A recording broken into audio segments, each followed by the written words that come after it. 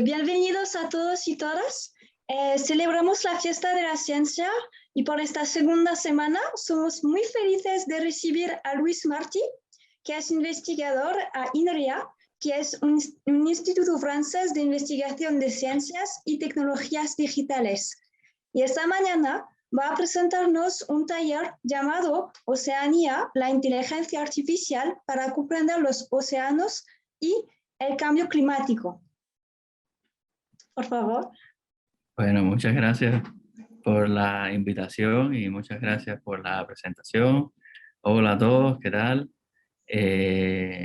Bueno, qué pena no poder estar físicamente con ustedes, pero ya saben que estamos en esta realidad virtual. Esto de trabajar en computación, al final eh, no sabíamos que íbamos a acabar tan rápido usando tanta informática. Pero bueno, es por otro lado una oportunidad muy buena esto.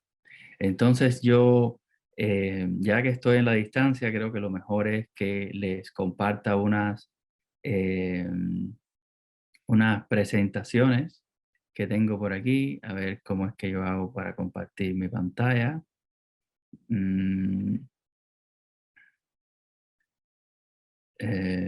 Solo un segundo, que esto no me está funcionando.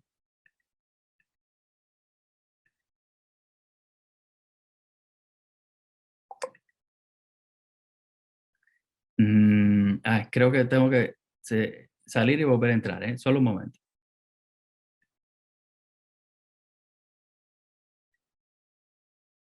Hola, ¿qué tal? Em, He vuelto. Perdonen No hay la problema. interrupción. Ahora sí les puedo compartir mi pantalla. Muy bien. Vamos a ver. Tengo la presentación por aquí. Y mm, ¿cuántos botones? Aquí está. Bueno, pues creo que he conseguido hacer que esto funcione más o menos. Bueno, pues ¿qué tal? Ahora como estoy presentando no les puedo ver, pero bueno, les pido que según quieran, vayan interrumpiéndome, haciéndome preguntas, todo lo que quieran saber, y aprovechemos este rato para hablar de temas interesantes. El motivo general o el motivo principal de mi presentación es hablarles de una serie de trabajos, en particular un proyecto que estamos desarrollando aquí en INRIA, en Chile, que se llama Ocean IA, de Océano Inteligencia Artificial. Lo que pasa que es un nombre que, como saben, existe este especie de continente o área geográfica que es Oceanía, ¿no? Y jugando con estas palabras hemos creado el nombre de este proyecto que busca entender cómo podemos usar la inteligencia artificial para comprender el océano en general y en particular cómo el océano nos puede ayudar a mitigar o hasta idealmente revertir el proceso este que estamos viviendo de cambio climático en el mundo, que es bastante serio. Pero bueno, vamos por partes. Les propongo que primero contarles un poco de qué cosa es INRIA, ¿no? Que como ya estábamos hablando antes, INRIA es un instituto francés, es un instituto francés de investigación en ciencias digitales. Existe desde hace más de 50 años. Y bueno, la verdad es que yo estoy muy contento de trabajar en él. Se ha dicho de paso, mi nombre es Luis Martí y soy el director científico del centro que tiene INRIA en Chile. INRIA lleva mucho tiempo trabajando en todas las direcciones de la, digamos, informática o de la ciencia de la computación y también de la matemática aplicada. Y bueno, la verdad es que extremadamente orgulloso, pero INRIA ha tenido un rol muy importante en lo que conocemos hoy como computación. De hecho, ahora mismo, en este momento, estamos usando como mínimo dos tecnologías que ha inventado INRIA. Una de ellas, una que se usa dentro de los protocolos que nos sirven para comunicarnos a Internet. O sea, cada vez que ustedes usan Internet, usan un elemento que se llama packet switching, que fue inventado por INRIA en los años 70. Y después, más adelante, por ejemplo, toda esta parte de la revolución de las páginas web estuvo también liderada por INRIA en los años 90. Más recientemente, pues, y no más recientemente, desde siempre, pero ahora tenéis más visibilidad, trabajamos también en inteligencia artificial y todas estas cosas. Somos un instituto en realidad bastante grande, hay 8, creo que justo ahora podemos decir que hay 9 centros, esta transparencia ya no está, este slide no está ya actualizada, y más o menos hay como 4.500 investigadores en total. Y INRIA tiene un único centro fuera del el área continental francesa, y es este centro que está aquí en Chile, que existe desde hace, si no recuerdo mal, 10 años, ¿no?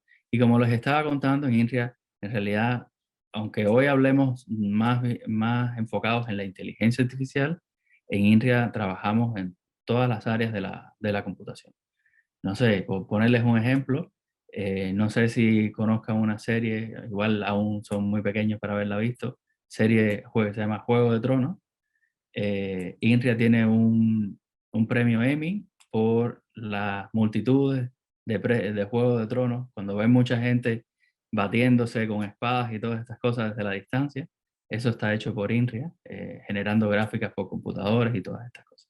Entonces, bueno, como les cuento, trabajamos en muchas direcciones, y a su vez el instituto tiene una visión de no solo hacer, digamos, no solo descubrir cosas científicas interesantes en el área de la computación, sino también aplicarlas a la realidad. Y por eso yo creo que tenemos este balance muy interesante entre investigación y aplicación.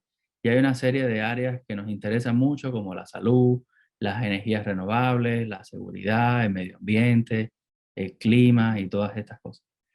Entonces, bueno, estamos aquí en Chile, como les contaba, desde hace casi 10 años ya. Este es nuestro edificio. Ocupamos un piso de este edificio aquí en Santiago. Eh, Ahora, justo esta semana, hemos vuelto a trabajar presencial, ¿no? Por eso es que he tenido todos estos problemas para conectarme, porque mi computador no se encendía desde hacía mucho tiempo y todas estas cosas. Y bueno, estamos, la verdad que muy contentos de estar de vuelta en la oficina. Yo estoy sentado en uno de estos cristales y ven la vista que tengo yo detrás de mí, que es el edificio que están construyendo enfrente. Y bueno, esta es una foto de nuestras áreas donde están nuestros investigadores y estas cosas trabajando. Y bueno, espero que en algún momento la situación cambie y puedan visitarnos y todas estas cosas. Como les comentaba, INRIA está en Chile desde hace 10 años, pero no está sola, ¿no? Nuestra misión, igual que en Francia, es estar asociado con toda digamos, todos los componentes de la sociedad chilena. Por un lado, tenemos 8 universidades que forman parte de INRIA en Chile, son nuestros coejecutores. Trabajamos mucho con empresas, en la parte de instituciones públicas y todas estas cosas, porque INRIA de nuevo es un instituto público, o sea, es un instituto que está pagado por todos los franceses, y también aquí en Chile también por todos los chilenos, ¿no? Entonces, aquí en Chile en particular tenemos una serie de líneas de trabajo, y como les conté, que siempre tenemos esta visión de aplicar lo que hacemos en ciertas cosas, tenemos 5 áreas de impacto, ¿no? La astronomía, porque saben que Chile es un lugar, eh, digamos, especialmente adecuado, sobre todo el norte, ¿no? Para realizar astronomía, es una suerte muy grande que tienen. La minería, porque es muy importante para Chile, y por otro lado también propone muchos desafíos interesantes. Las energías limpias, la defensa y la ciberseguridad, y la agricultura inteligente, ¿no? Entonces, en este contexto, por ejemplo, no es el tema de la presentación, pero no pude evitar hablarles un poco. Trabajamos con muchos de los telescopios estos que hay en Chile. No sé si saben, pero el 70% de todas las observaciones astronómicas que se hacen en el mundo en este momento se hacen desde Chile, ¿no? Nosotros en particular trabajamos muy de cerca con el observatorio ALMA. ALMA es un radiotelescopio, o sea, son un grupo de antenas que, por decirlo de una forma simplificada, intentan sintonizar las emisiones de radio que vienen de diferentes partes del universo y entonces pueden comprender mejor las estrellas. Con ALMA tenemos una cooperación desde hace mucho tiempo. De hecho, es una de las razones por las que INRIA está en Chile. Y hemos hecho el sistema con el que ALMA opera todo el radiotelescopio, está hecho por INRIA, ¿no? Desde hace mucho tiempo, como les comentaba, tenemos también un sistema que gestiona las posibles fallas. Imagínense, estas antenas que tenemos aquí están a una altura tan grande en la montaña que las personas no pueden vivir ahí de forma permanente, ¿no? Porque hay muy poco oxígeno para vivir ahí. Entonces, las antenas se operan remotamente. Además de eso, se ha dicho de paso, están en el desierto, ¿no?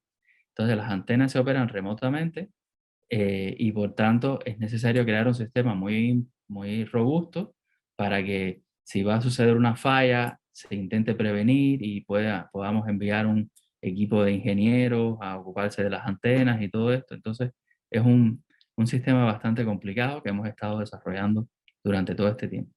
Y más recientemente hemos empezado a trabajar desde los últimos, más o menos hace los últimos 2 o 3 años, junto con el observatorio Vera C. Rubin, que están construyendo también en Chile. Este todavía no está acabado. Y este va a ser un observatorio que permite ver, es como dice aquí, como una cámara de cine, o podríamos pensar como una especie de cámara de seguridad en que el telescopio no se queda, no se detiene a observar un objeto en particular, sino que va revisando todo el cielo todas las noches, ¿no? Todas las noches hace como una foto panorámica de todo el cielo. Y por eso se llamaba originalmente Survey Telescope, porque survey es como revisar, ¿no? Entonces este telescopio sirve como el primer paso para encontrar objetos interesantes en el cielo. Por ejemplo, hay una estrella que está cambiando de color o ha surgido una nueva estrella, todas estas cosas. El telescopio Vera C. Rubin enviaría como esta especie de alarma y nosotros, por un lado, estamos trabajando con ellos.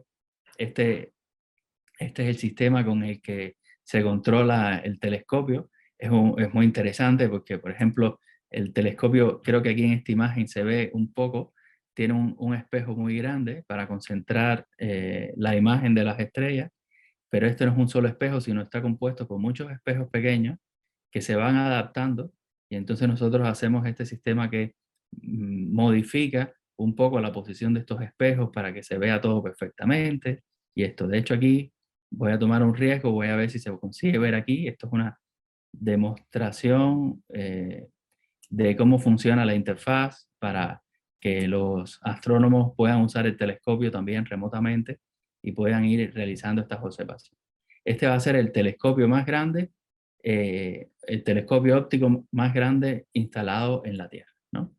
Entonces, les comento esto porque quería que comprendiesen que estamos interesados y estamos trabajando en muchos problemas interesantes, ¿no? Pero bueno, hoy me han llamado a hablar un poco de este tema del trabajo que estamos haciendo con relación al clima y al medio ambiente asociado con la inteligencia artificial, ¿no? Que se ha dicho de paso, es el tema, mi tema de investigación desde hace mucho tiempo, está relacionado con la inteligencia artificial, entonces me encanta y bueno, los que quieran preguntarme, por favor, siéntanse libres y todas estas cosas. Entonces, bueno, ¿qué estamos queriendo hacer con este proyecto Oceanía? ¿No? Que es un proyecto que, para que tengan idea, es un proyecto de 4 años, que interviene mucha gente y todas estas cosas, ¿no? Primero, como seguramente todos ustedes saben, estamos viviendo en un proceso bastante preocupante que le hemos llamado cambio climático, que es que producto de las acciones de la humanidad, el clima del planeta está cambiando, ¿no? Y aun si esos cambios son aparentemente muy pequeños, ¿no? Como que, por ejemplo, sube la temperatura media del planeta 2 grados, ¿no? No pueden decir, bueno, tampoco será tan grave, ¿no? Solo 2 grados, pero sí, en realidad es bastante grave porque empieza a desbalancearse. Al final es muy interesante, pero uno descubre que vivimos en una cosa que en física se llamaría un equilibrio inestable, ¿no? O sea, vivimos en una situación en que todo está bien, pero cambiando ligeramente las condiciones del planeta, toda esta armonía en la que vivimos se destruye, ¿no? Entonces, por ejemplo, con esta subida de las temperaturas, hay áreas de la Siberia, por ejemplo, que se están descongelando y creando, y pues posiblemente pueden crear un problema ambiental muy grande. Se están derritiendo los hielos que están en los polos y por tanto va a subir el nivel del mar y todas estas cosas, ¿no? Entonces, y el cambio climático se debe, hay una combinación de factores, pero se debe sobre todo a la alta concentración de CO2 que tenemos en la atmósfera. El CO2 lo produce sobre todo o sea, se produce de diferentes formas, pero este aumento viene debido comenzó a suceder a partir de la revolución industrial, en que la humanidad empezó a emitir más CO2 porque usamos combustibles fósiles como fuente de energía para los automóviles, generar electricidad y todas estas cosas. ¿Cuál es la buena noticia de esto? Es que el océano tiene una capacidad muy importante para capturar este CO2 y eliminarlo de la atmósfera, ¿no? Casi siempre que uno habla de esto del cambio climático piensa en el Amazonas, ¿no? Como esta gran selva mundial que se encarga de limpiar y eliminar el CO2, pero en realidad quien tiene mayor impacto y quien tiene un rol más importante capturando este CO2 es el océano, ¿no? Sin embargo, como ya les comenté, ¿no? Si sube la temperatura y ya ha subido, si sube la temperatura, se derrite, por ejemplo, se derriten los hielos que están en los polos, y entonces el propio océano va a cambiar su temperatura, va a cambiar el pH, otra serie de características, y entonces uno puede pensar que el océano va a dejar de poder capturar carbono, capturar CO2 tal como lo hace ahora. Y por tanto, este escudo que tenemos, eh, producto del propio cambio climático, va a dejar de funcionar tan bien como funciona ahora, ¿no? Entonces, esto es bastante preocupante. Por tanto, para hacer esto, lo que hay que hacer es, bueno, ver cómo podemos proteger al océano para que el océano nos proteja a nosotros, ¿no? Y nosotros hemos formulado esto como intentar responder tres preguntas, ¿no? Primero hay que entender bien cómo es que el océano mitiga el cambio climático. Vamos a ver ahora qué quiere decir esto, ¿no? Pero se, se supone, sabemos, por ejemplo, que las algas microscópicas que están en el océano son de las principales fuentes de captura de carbono, ¿no? Eh, de las principales contribuciones a esto, pero no sabemos, por ejemplo, bien cuáles son las algas que capturan más, las que capturan menos y todas estas cosas. Después hay que comprender qué le va a pasar al océano dentro de unos años cuando este proceso de cambio climático suceda, ¿no? Porque por mucho que intentemos detenerlo ahora, eh, ya hay, digamos, ya vamos tarde, hay un proceso de inercia, ya hay algunos de estos cambios que no se van a poder detener, a menos no a corto plazo, entonces hay que comprender qué va a cambiar. Y por último, y es el objetivo final del proyecto, es qué podemos hacer para proteger al océano, ¿no? Por ejemplo, imagínense que descubrimos, respondiendo a la primera pregunta, que hay un tipo de alga frente a las costas de Chile que es tremendamente buena para capturar CO2 y, por tanto, ayudarnos a luchar contra el cambio climático. Bueno, pues entonces, lo siguiente es que tenemos que crear una zona de protección, ¿no? Como un parque natural marino, para que esas algas consigan vivir tranquilamente, porque las algas no viven solas, hay un ecosistema, entonces de interdependencia, las algas necesitan nutrientes, los nutrientes los proveen los peces se comen microorganismos o organismos pequeñitos que se alimentan de las algas, entonces hay que protegerlo todo. Y por tanto hay que saber qué proteger porque, por otro lado, tampoco es viable decir, pues todo el océano está protegido, porque necesitamos para vivir del propio océano, necesitamos comer peces y todas estas cosas. Entonces, el trabajo de Oceanía va en esta esfera, ¿no? Relacionando aplicando inteligencia artificial para intentar responder estas 3 preguntas que tienen digamos, un alcance progresivamente más complicado, ¿no? ¿Y por qué? Y esto un poco esto es como una broma interna de la gente que trabajamos en inteligencia artificial, y es que durante mucho tiempo la inteligencia artificial en realidad no es un área nueva dentro de la computación.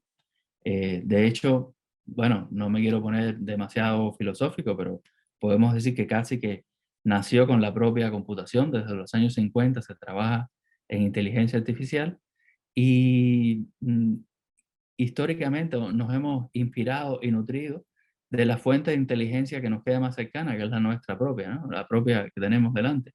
Y entonces, por ejemplo, dentro de la inteligencia artificial usamos unas cosas que se llaman, unos modelos que se llaman redes neuronales, que están inspirados en cómo funciona el cerebro. También hay algoritmos evolutivos que están inspirados en el proceso de evolución de las especies y todo esto. Entonces, como medio en broma, medio en serio, decidimos dentro de INRIA que era hora de devolverle el favor a la naturaleza e intentar ayudar a resolver un poco este problema que por otro lado bueno, nos implica a todos, ¿no? Y saben que todos tenemos algo que hacer en este sentido, ¿no?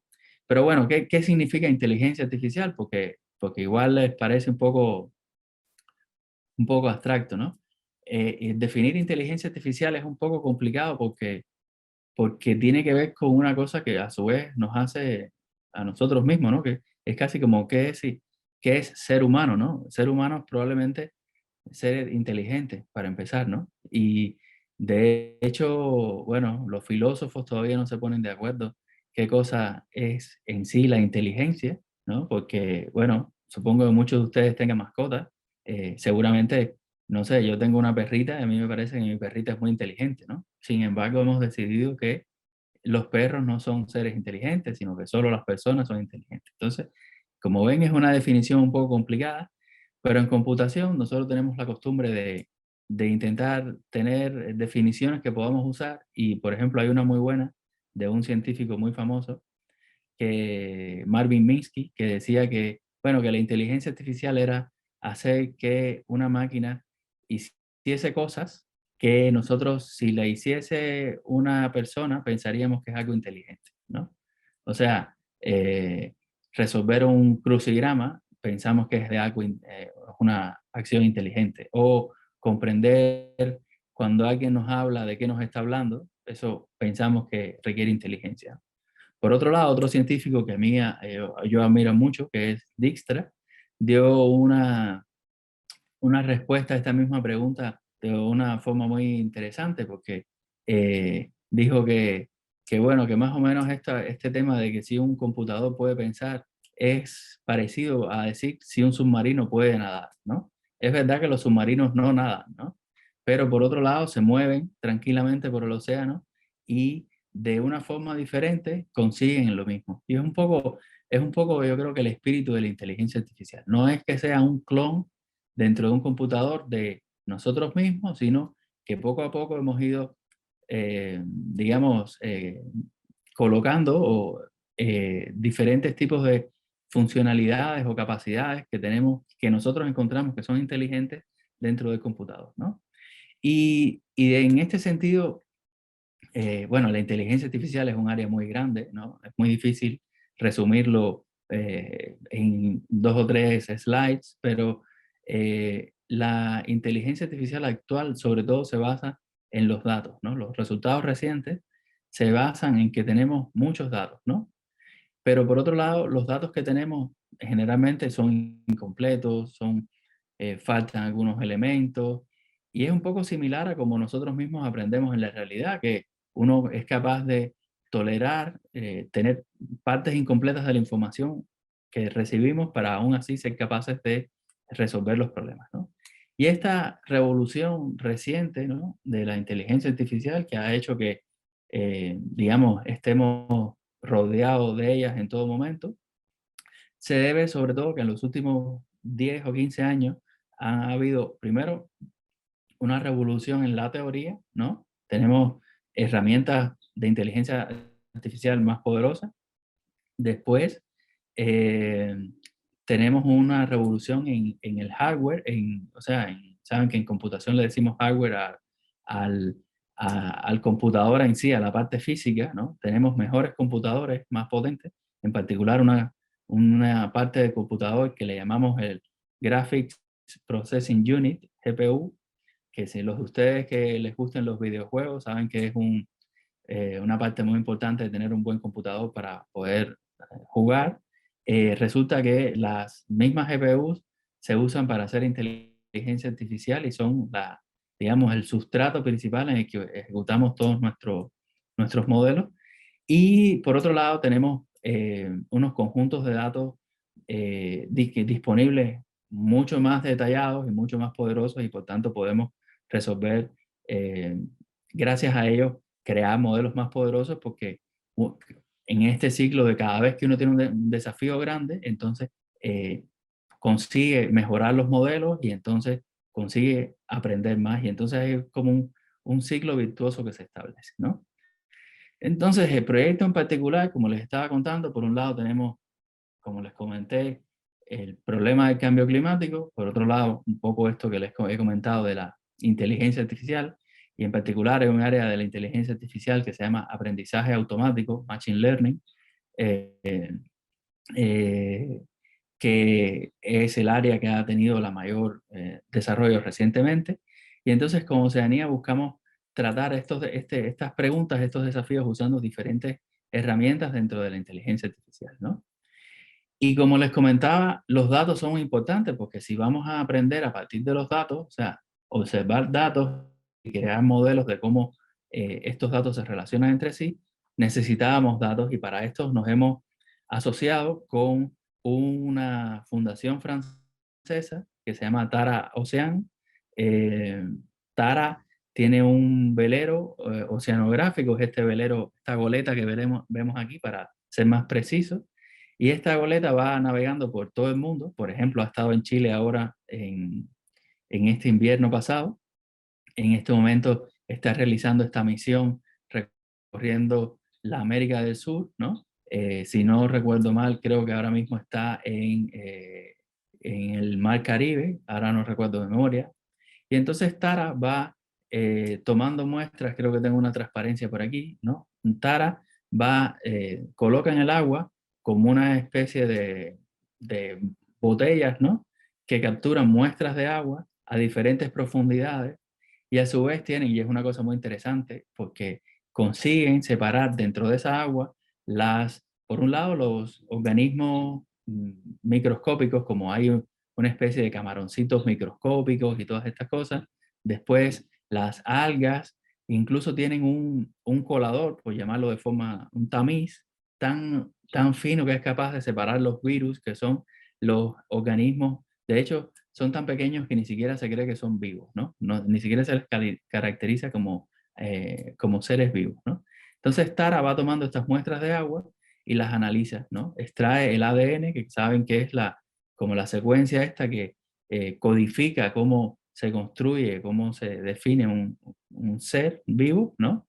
Y entonces va tomando estas muestras a medida que se va moviendo por el mundo. Entonces, nos hemos asociado con ellos para poder acceder a los datos que ellos tienen. Ellos ya no solo tienen esta expedición, llevan más de 10 años haciendo expediciones por el mundo, han estado, por ejemplo, en el Ártico. Si quieren, vean después, es muy interesante porque la goleta se quedó congelada en el Ártico, en el Polo Norte, no en el Polo Norte exactamente, pero cerca, durante, si no recuerdo mal, 2 o 3 años, y tomó muestras de cómo el hielo se iba moviendo, de los animalitos que viven allá y todas estas cosas, ¿no? Entonces, Tara va tomando muestras por el mundo, entonces nosotros dijimos, bueno, podemos intentar aprovechar estos datos para empezar a resolver problemas interesantes, como por ejemplo, yo les comentaba antes que nos interesaba saber si sabemos que hay un cierto tipo de alga, como por algún tipo, que esto se llama, pertenece al plancton, ¿no? Si hay un cierto tipo de alga, cómo saber desde lejos, por ejemplo, usando imágenes de satélites, qué tipo de especie de alga hay en el mar. Imagínense, el satélite toma una imagen desde miles de kilómetros de distancia del océano, sería ideal saber, solo mirando el agua, qué tipo de especie de alga microscópica hay. Esto parece un poco loco, ¿no? Y de hecho, de verdad que lo es un poco, pero resulta que los diferentes tipos de algas hacen que el color del agua varíe un poco, ¿no? Y entonces uno puede establecer algún tipo de relación y se pueda saber, eh, dado la localización, el contexto y el color del agua, qué tipo de alga está viviendo. Y entonces, si sabemos, por ejemplo, que en una zona hay un tipo de alga que nos interesa preservar porque captura carbono, podríamos ir y decirle a los gobiernos que correspondan, mira, en esta área hay un alga importante, es necesario protegerla. Entonces, este es un caso de aplicación de la inteligencia artificial, ¿no? Después tenemos otro problema que consiste en identificar el propio plancton, porque se estima que hay más de 700.000 especies, pero no están identificadas todas correctamente, ¿no? Y esto pasa, imagínense, por ejemplo, cuando la goleta esta tara toma una muestra de agua y envía esta muestra a que se le secuencie el ADN, es como decir, como que ustedes cuando ven una sopa, metan una cuchara y digan, secuencien el ADN de esta sopa, ¿no? Esa secuencia va a haber ADN de fideo, ADN de pollo, ADN de cebolla, ADN de lo que le echen a la sopa, ¿no? Y no se sabe exactamente qué cosa es qué, porque el ADN son solo secuencias de aminoácidos, ¿no? Entonces es necesario ver, por un lado, las imágenes, estas son, se ha dicho de paso, unas imágenes de las muestras que tiene Tara, y estos son también muestras pequeñitas de diferentes tipos de plancton, y conseguir decir, bueno, yo he visto este ADN y además he visto esta imagen en esta misma muestra, y esto se repite de forma consistente, entonces, bueno, podemos decir que sí, que existe el mismo tipo de especie aquí y todas estas cosas, ¿no? Y así, por ejemplo, también tenemos un problema de modelar los flujos en el océano y todas estas cosas. Es un proyecto muy interesante, bastante complicado, en que intervienen muchas áreas de la ciencia, no solo de la computación, participan junto con nosotros investigadores que se dedican a la matemática, a la biología, tanto aquí en Chile como en Francia. Y la verdad es que no les puedo ocultar que estamos muy contentos y orgullosos de tener el proyecto. Se ha dicho de paso, por ejemplo, estos son todos los responsables. Aquí está una foto mía por aquí. Estos son todos los responsables del proyecto. Y bueno, estamos trabajando en ello. Y no solo estamos trabajando en esta parte digamos, comprender, sino en un cierto momento dijimos, vamos a construir nosotros nuestro propio mini Tara, ¿no? Y creamos un proyecto que se llama Emistral. Yo creo que lo más bonito del proyecto es el nombre, porque, bueno, es que estoy curioso porque se me ocurrió a mí, pero estamos construyendo un pequeño velero autónomo para que haga una función, no con la misma capacidad, por supuesto, que Tara, pero es un velero que sin ser tripulado lo podamos, por ejemplo, enviar a tomar muestras, por ejemplo, en el sur de Chile, en el área esta de la Patagonia, y aquí tenemos un pequeño vídeo. Lo estamos haciendo en cooperación con universidades de Brasil y de Uruguay, y aquí está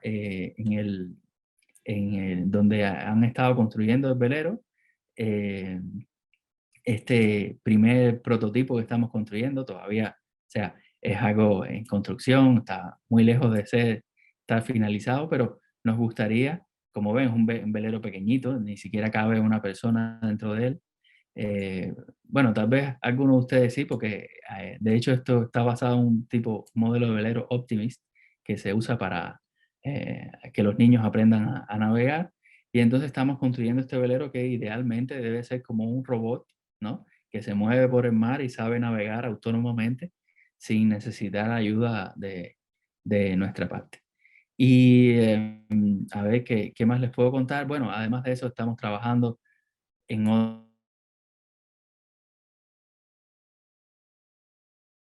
la inteligencia artificial y casi todo en la computación y más bien en la vida en general, ¿no? No paramos de consumir más y más y más recursos y más recursos.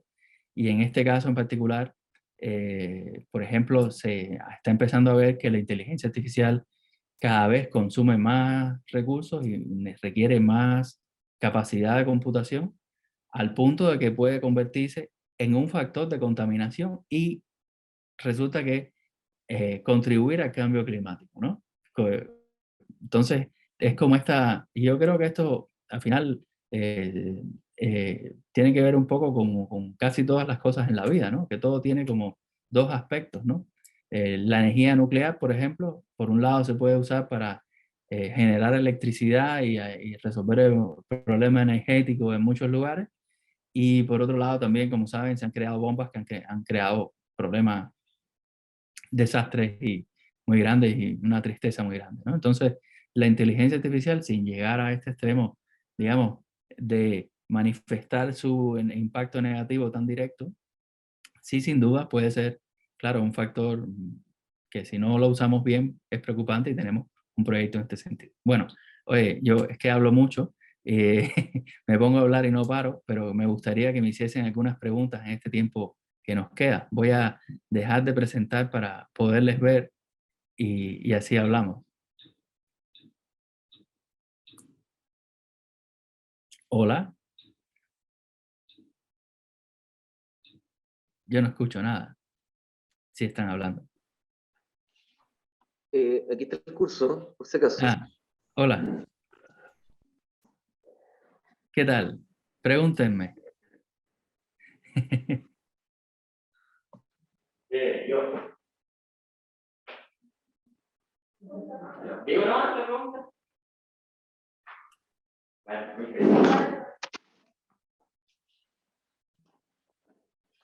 Ya, yo tengo una pregunta.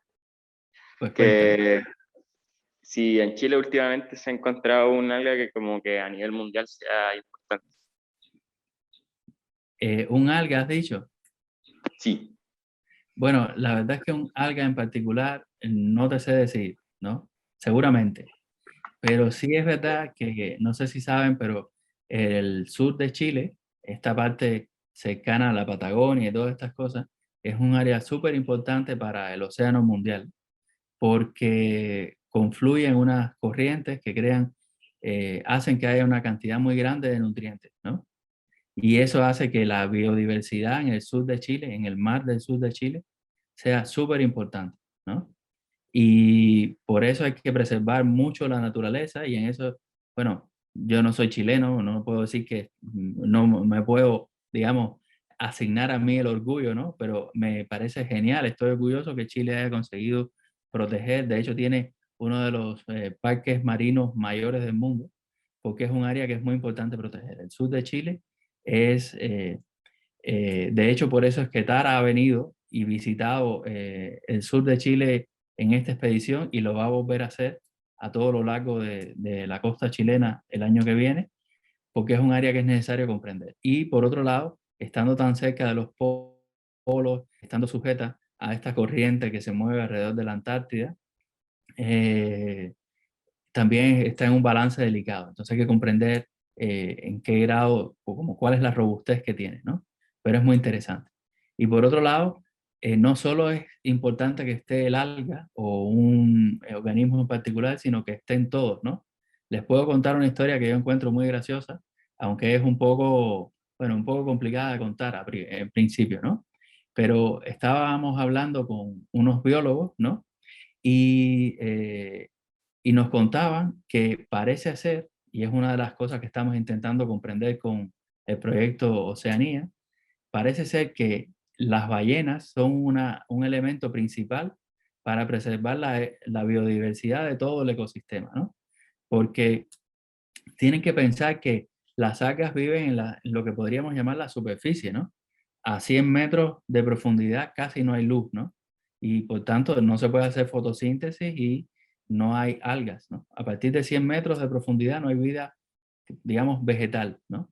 Hay otras formas de vida, ¿no? Y las ballenas en particular, muchas ballenas se alimentan a unas profundidades muy grandes, de casi 2000 metros de profundidad, ¿no? Y entonces ellas comen, digamos, entre comillas, todos los peces que llegan hasta allá abajo y todas estas cosas, y suben a la superficie, y en la superficie, bueno, hacen pipí y lo demás, y generan nutrientes que son los que alimentan las algas que están en la superficie, que capturan CO2, que se vuelven comidita de los microorganismos, que esos microorganismos alimentan a los camaroncitos pequeñitos a los peces, y se mantiene todo el ciclo, ¿no? Entonces, preservar las ballenas resulta que no es solo no solo hay que hacerlo por tenerlas a ellas en sí, que ya de por sí es mérito suficiente, sino que también resulta que son esenciales para todo el océano, ¿no? Y de hecho, no sé si saben, pero hace unos años en Chile hubo un varamiento de esto, se murieron muchas ballenas de una forma inexplicable. En el sur de Chile aparecieron miles de ballenas muertas sin una causa conocida, y un resultado de este proceso es que al año siguiente hubo una cosa que se llama marea roja, que es el crecimiento de un tipo de alga que es tóxica, que mata a los peces y todas estas cosas, y se desbalanceó durante un tiempo todo el ecosistema, ¿no? Entonces, es importante no solo cuidar un tipo en particular o decir, oh, aquí está esta alguita, sino cuidar a todas las especies por igual, ¿no? Bueno, y gracias por la pregunta, ¿eh?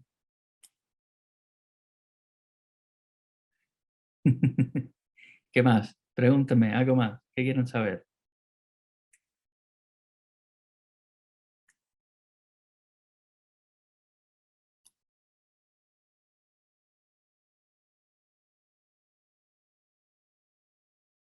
Bueno, pues nada, yo creo que les voy a dejar 5 minutos para que asimilen el ladrillo este que les he soltado como presentación hoy.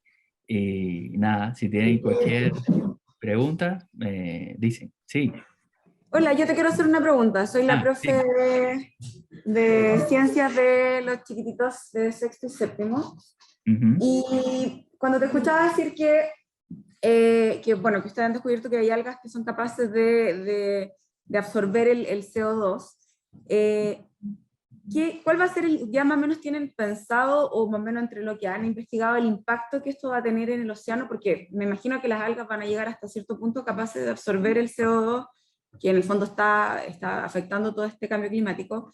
¿Va a haber algún punto en que el océano no va a dar abasto? ¿Que podría pasar eso? ¿Cuál podría ser la consecuencia en este océano? ¿Podría afectar la biodiversidad? ¿Podría afectar a la vida marina en algún sentido? Sí, bueno, la primera cosa es que para ajustarnos a la verdad, nosotros no hemos, o sea, los biólogos saben que las algas capturan el CO2 y que tienen un factor importante, o sea, no es un resultado nuestro, ¿no? Ya saben que los científicos nos ocupamos mucho de reconocer cuándo algo es de uno y cuándo es de otro investigador, ¿no?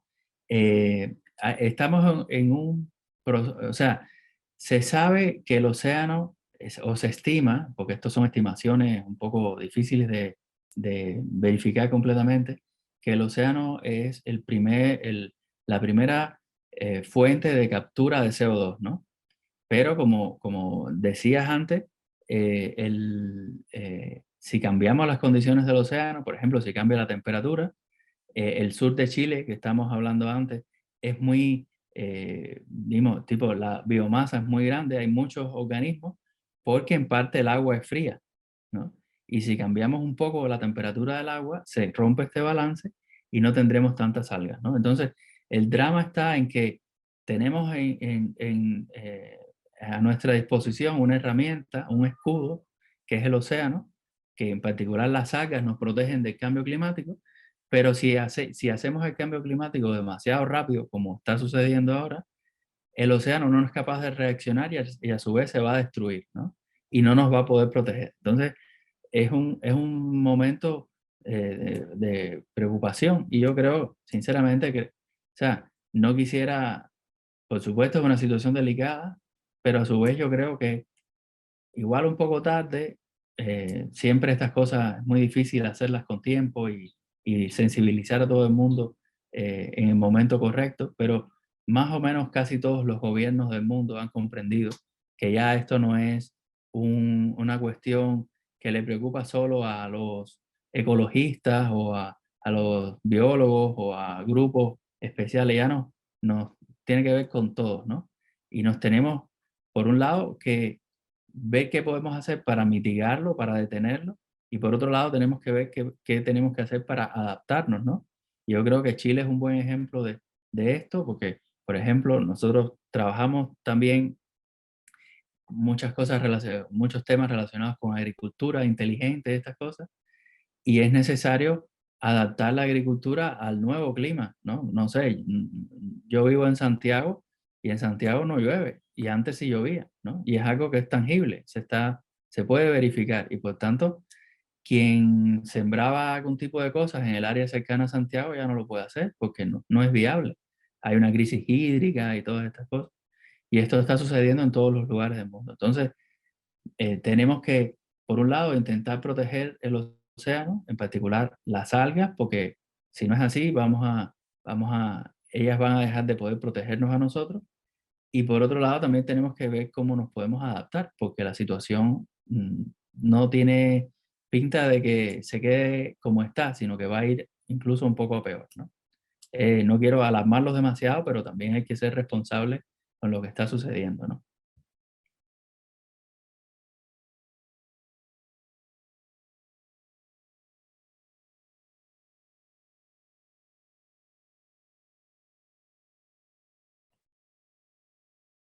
Bueno, no sé si tengan alguna otra pregunta. ¿Qué tal? ¿Cómo se vive dentro de una cajita de plástico? ¿Hay otra pregunta?